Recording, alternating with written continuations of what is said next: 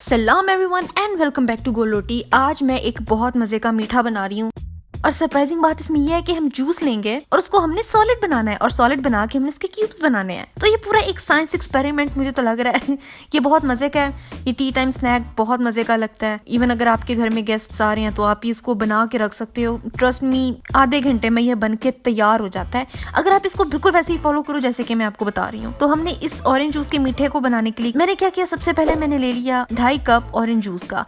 अब इसमें आप ये वेरिएशन कर सकते हो कि आप इसमें कोई भी जूस यूज कर सकते हो, या तो आप फ्रेश ले लो, क्योंकि मेरा ख्याल है आजकल जो है कीनू माल्टे सीजन में होंगे तो आप उनका फ्रेश जूस भी निकाल सकते हो, लेकिन उससे ना आपके मसल्स बन जाए। तो बेहतर यही है कि आप बाजार का डब्बे का जो जूस आता है वो यूज कर लो, कोई भी फ्लेवर यूज कर सकते हो। तो इस 2.5 कप जूस में मैंने डाल दिया 8 टेबल स्पून कॉर्नफ्लावर।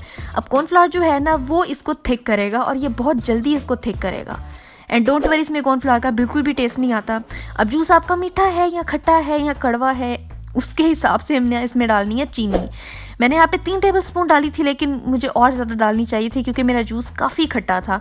तो आपने ना ये ज़रूर चेक कर लेना और चीनी आपने एडजस्ट कर लेनी है। उसके बाद हमने इसको रखा मीडियम फ्लेम पे और इसको मुसलसल चलाते रहना है।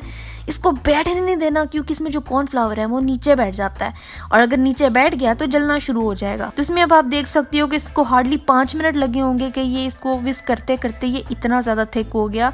मतलब आपको खुद देख के ही पता चल जाएगा कि अब इसको और विस्क नहीं करना। तो इसमें ज़्यादा मेहनत वाला काम नहीं है। जब इस स्टेज पे आपका जूस या आपकी पुडिंग तो खैर नहीं कहना चाहिए, आपकी जेली आ जाए इस पॉइंट पे तो आपने चला बंद कर देना। आप इससे ज़्यादा इसको नहीं बनाएंगे। अब ये यहाँ पे आप इसको जिस सांचे में डालोगे ना वो ढल जाएगा बिल्कुल किसी फरमाबरदार बहू की तरह। मैंने यहाँ पे ये वाली डिश ले ली थी क्योंकि मुझे क्यूब्स काटने थे। आप कुछ भी कर सकते हो। अब इवन ग्लास में भी इसको डाल के जमा सकते हो और बाद में उसको ग्लास से निकाल के उसकी स्लाइसेस काट सकते हो। बहुत वेरिएशंस हैं, यूज योर इमेजिनेशन। अब इसको ना इवन आउट करके मैंने इसको रख दिया फ्रिज में और आधे घंटे में, मैक्सिमम आधा घंटा लगा इसको सेट होने में। जब ये सेट हो गया तो मैंने एक प्लेट ली, उसके अंदर मैंने डाल दिया ड्राई कोकोनट। अब यहाँ पे मैंने ड्राई कोकोनट लिया क्योंकि दिखने में अच्छा लगेगा। आप चाहो रेगुलर चीनी भी यूज कर सकते हो। ये मेंशन करना मैं भूल के कि इस डिश में डालने से पहले मैंने डिश को ना 1 टेबल स्पून तेल से ना ग्रीस कर लिया था ताकि ये चिपके नहीं। और अब आपके सामने के कैसे भुड़ुम से करके नीचे गिर गया, मुझे मेहनत करने की जरूरत ही नहीं पड़ी। ये डालने के बाद इसके ऊपर मैंने दोबारा से कोकोनट डाला और इसके मैंने पीसेस कर दिया। अब ऊपर कोकोनट इसलिए डाला था क्योंकि इसका टेक्सचर बिल्कुल जेली टाइप है, थोड़ा सा स्टिकी होगा, तो इसलिए स्टिकीनेस कम करने के लिए मैंने इसके ऊपर भी मैंने कोकोनट डाला और इस एक पीस को निकाला। अब देखो कितने मज़े से बाहर आ गया ये पीस। और फिर जो मैंने साइड्स है ना उनको भी कोकोनट से कवर कर दिया। अब ना आपने अपनी इमेजिनेशन यूज़ करनी है कि इसमें आप जूस कौन से फ्लेवर का यूज़ कर सकते हो। आप चाहे तो मैंगो यूज़ करो, ऑरेंज, मिक्स जूस भी यूज़ कर सकते हैं। मतलब आप डब्बे के जूसेस अगर यूज़ करो ना तो बहुत वैरायटी मिलेगी। तो आप इससे ये सेम रेसिपी रख के बना सकते हो, सेम क्वांटिटी। बस ये है कि मीठा आपको एडजस्ट करना पड़ेगा, चीनी ज़्यादा या कम करनी पड़ेगी, वो आपने खुद देख लेना है।